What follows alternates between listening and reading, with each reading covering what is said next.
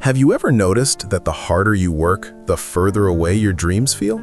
You get a promotion, a better salary, but at the end of the month, your ABA balance looks exactly the same as it did a year ago. You haven't bought a villa or a luxury car, so where is the money going? The truth is, we are living in a status trap.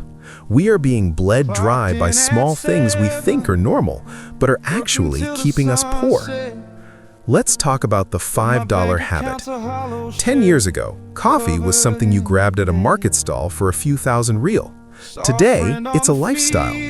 We spend $4 or $5 on a branded milk tea or a latte because it looks good on our desk or in a photo. If you do that every workday, that's $100 a month. In Cambodia, $1,200 a year is a life-changing amount of money. You're essentially working one full month every year just to pay for sugar and caffeine. Then there is the pressure of the new model. We see a neighbor get a brand new SUV or a 2026 smartphone, and we feel like we are falling behind. But a car is a tool, not a trophy. The moment you drive it home, its value drops like a stone. Yet we take out high-interest loans to pay for that new feeling. You aren't paying for a car, you're paying for a debt that loses value every single day.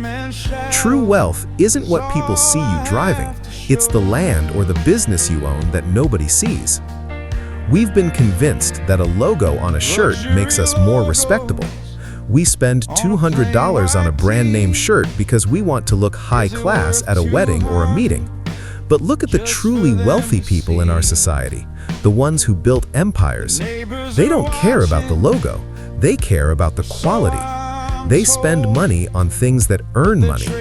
When you buy a shirt just for the brand, you aren't looking rich, you're just making the brand owner richer while you stay broke. The goal isn't to live like a monk, it's to stop being a slave to what people think. If you want to build a legacy, to support your family, to invest in a business, or to travel without debt, you have to stop feeding the ghost in your wallet. Cook at home. Keep your phone for 4 years. Use that extra $200 a month to buy your future, not a temporary feeling of status. If you're ready to stop looking rich and start being rich, hit the subscribe button. Let's talk about how to actually keep the money you earn.